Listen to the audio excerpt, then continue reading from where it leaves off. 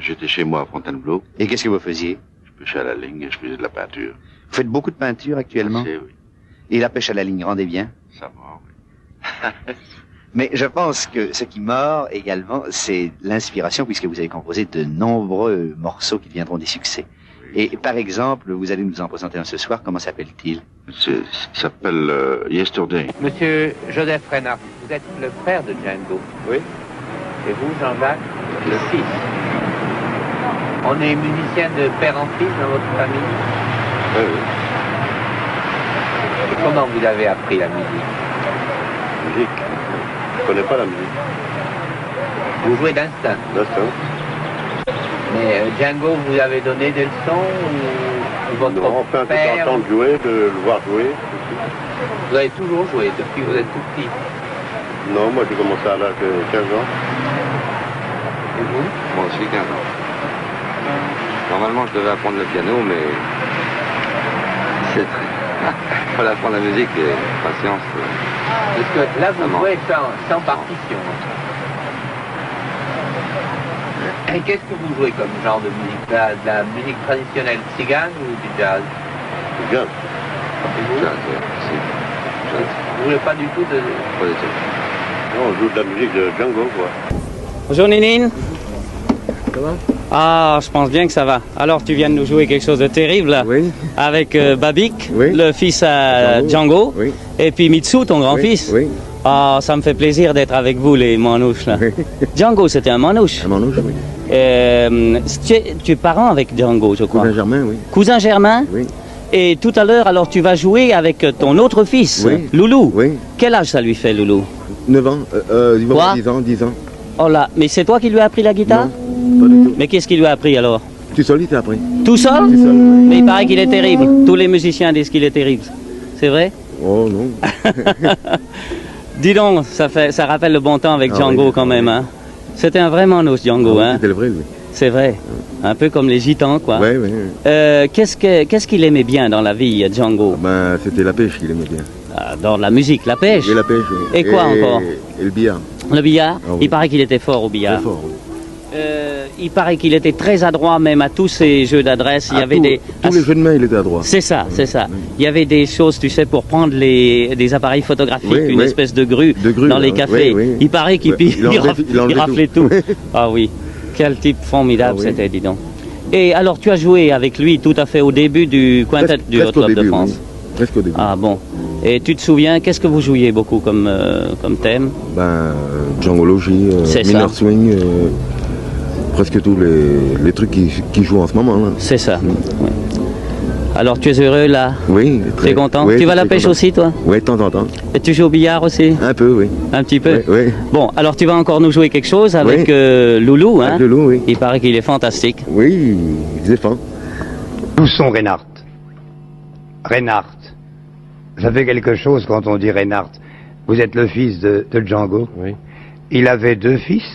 oui. et c'est moi Il a l'aîné. deux fils. C'est moi l'aîné. Votre frère, que devient-il? Ben, il travaille la guitare chez nous et Oui, ça c'est il une... travaille beaucoup justement pour essayer de faire le maximum.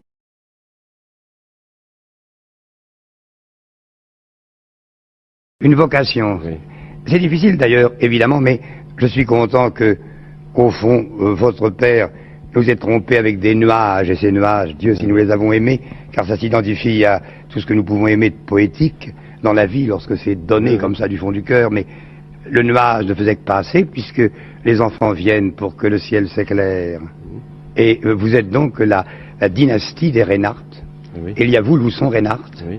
Et qu'est-ce que vous faites en ce moment? Ben, le mercredi, je travaille aux Deux Ponts. Deux Ponts, il faut le dire, c'est dans la l'île- rue des Deux Ponts, dans l'île l'île Saint-Louis. L'île Saint-Louis. Voilà. C'est un berceau, c'est merveilleux, c'est vraiment un peu c'est la petite barque à côté de la barque amirale Voilà. de Paris, c'est Paris, c'est bien. Exactement. Et puis alors, il y a, vous passez aussi Le jeudi et le vendredi, à la Mouffe, rue Mouffetard. à la Mouffe, comme son nom l'indique, ben c'est rue Mouffetard. Et puis, mais c'est tout. Alors vous êtes le mercredi aux Deux Ponts. Jeudi, vendredi à la Mouffe, et le samedi, dimanche, gala. Ah, mais jadis, j'ai connu Django, vous pensez bien, hein. J'en suis assez ému de vous rencontrer. Je vous avais jamais rencontré. Je savais bien qu'il avait ses deux fils. Et je dois dire, mais il aimait lui aller. C'était l'homme du voyage. Vous, c'est fini la roulotte. Alors c'est terminé maintenant. Vous savez quelque chose, hein.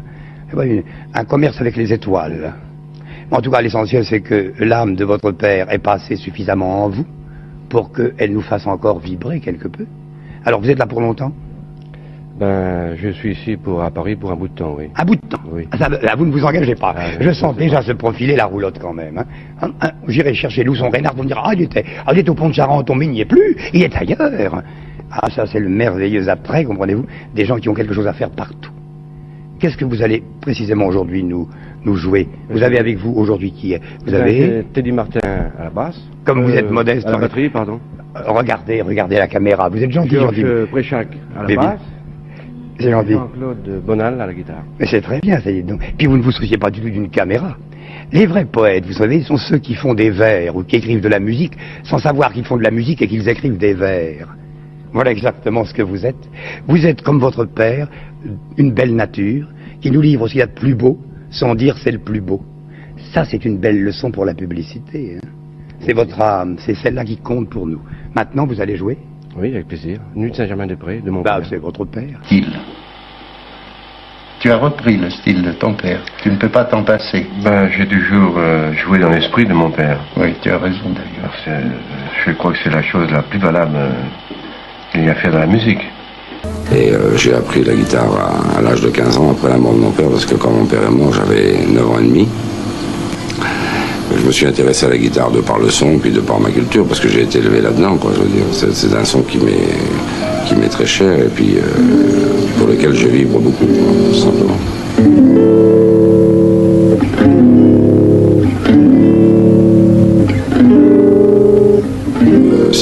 C'est à partir du moment où on a assez de force dans les mains pour pouvoir sortir un son d'une guitare, c'est difficile, et il faut... mon fils a 3 ans et demi qui essaye de jouer de la guitare, mais il a beaucoup de problèmes pour essayer de pincer les cordes assez fort pour qu'il y ait un son correct, quoi, je veux dire. Je crois qu'il faut compter à l'âge de 6 ans, pas avant.